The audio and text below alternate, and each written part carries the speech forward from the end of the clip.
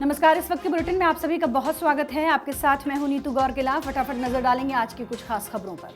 Bulletin की शुरुआत करेंगे बुलडोजर की खबर के साथ। दरअसल सुप्रीम कोर्ट ने इस मामले को अब गंभीरता से लेना शुरू कर दिया है। सुप्रीम कोर्ट का साफ तौर पर कहना है कि अगर कोई आरोपी है और उस आरोपी को गिरफ्तार किया जाता है, उसके खिलाफ सजा जो है वो मुकर्रर की जाती है, लेकिन इसके बिहाफ में उस आरोपी के परिवार पर बुलडोजर चलाना सरासर गलत है। सुप्रीम कोर्ट ने क्रिमिनल केस होने पर बुलडोजर कार्रवाई की एक बार फिर आलोचना की। गुरुवार यानी कि 12 सितंबर को गुजरात के एक मामले की सुनवाई करते हुए कोर्ट ने आदेश में कहा कि परिवार के किसी सदस्य पर अपराध का आरोप लगना मकान पर बुलडोजर चलाने का आधार नहीं बन सकता। देश में कानून का शासन है, दो तरह के मामलों को मिलाकर कार्रवाई सही नहीं कहलाई जाएगी। अगर कोई मकान अवैध है तो उसे गिराया नहीं जा सकता। गुजरात के खेड़ा जिले में रहने वाले याचिकाकर्ता जावेदानी सैयद ने दावा किया कि उनके एक पुश्तैनी घर को काठलाल नगर पालिका गिराने का प्रयास कर रही है, जबकि वो वैध है। उनका कहना है कि 2 सितंबर 2024 को उनके भाई के खिलाफ यौन उत्पीड़न और हमले के आरोपों में एक एफआईआर दर्ज हुई थी। इसके 4 दिन बाद यानी 6 सितंबर 2024 को काठलाल नगर पालिका ने उन्हें एक नोटिस भेजा जिसमें उनके घर को गिराने की बात कही गई थी। बढ़ते हैं आगे। मध्य प्रदेश के इंदौर से एक ऐसी खबर सामने आई है जिसे सुनकर आप भी दंग रह जाएंगे। जी हाँ, दरअसल यहाँ पर आर्मी के 2 अफसर अपनी महिला मित्रों के साथ घूमने निकले थे देर रात, लेकिन इसी बीच 6-7 लोगों ने उन पर अचानक हमला किया और उनसे 10 लाख रुपए की फिरौती मांगी। इसके साथ ही एक महिला मित्र के साथ में गैंगरेप भी किया। मध्य प्रदेश के इंदौर में सेना के 2 ट्रेनी अफसरों और उनकी दोस्त से मारपीट करने, बंधक बनाने और गैंगरेप का मामला सामने आया है। घटना 10 सितंबर रात करीब 2:30 बजे की है। दोनों ट्रेनी अफसर इंदौर के जाम गेट घूमने गए थे। उनके साथ 2 दोस्त भी थी। इसी बीच आरोपी भी वहां पहुंच गए, उन्हें बंधक बनाकर पीटा और 10 लाख की फिरौती मांगी। पुलिस ने 6 आरोपियों की पहचान की है और 3 को गिरफ्तार किया है। बताया जा रहा है कि 2 आर्मी अफसर अपनी 2 महिला मित्रों के साथ 10 सितंबर की देर रात महू मंडलेश्वर रोड पर अहिल्या गेट आए थे। ये जगह फेमस टूरिज्म स्पॉट बताई जाती है। रात करीब 2:30 बजे एक अधिकारी और उसकी महिला मित्र कार में थे। उन पर 6-7 लोगों ने अचानक हमला कर दिया। इस दौरान दूसरा अन्य अफसर और उसकी महिला मित्र पास की एक पहाड़ी पर थे। दोनों ने साथियों की चीख सुनी तो आनन फानन में नीचे भागे। हमलावरों ने बंदूक की नोक पर सभी को बंधक बना लिया। उन्होंने दूसरे अन्य अधिकारी से 10 लाख रुपए फिरौती मांगी और कहा कि उसने जाने के बाद उन्होंने एक युवती के साथ गैंगरेप किया। हरियाणा में जल्द ही विधानसभा चुनाव होने हैं, लेकिन इससे पहले ही 52 दिन पहले आपको बता दें कि विधानसभा भंग कर दी गई है।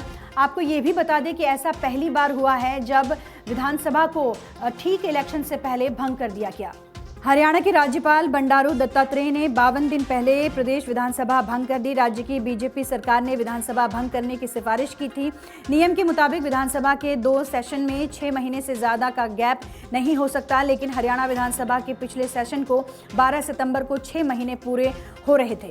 चुनाव का नोटिफिकेशन जारी होने की वजह से सेशन बुलाना संभव नहीं था। इस संवैधानिक संकट से बचने के लिए सैनी सरकार ने विधानसभा भंग करने की सिफारिश की थी। संवैधानिक संकट के बाद विधानसभा भंग करने का यह मामला पहला है।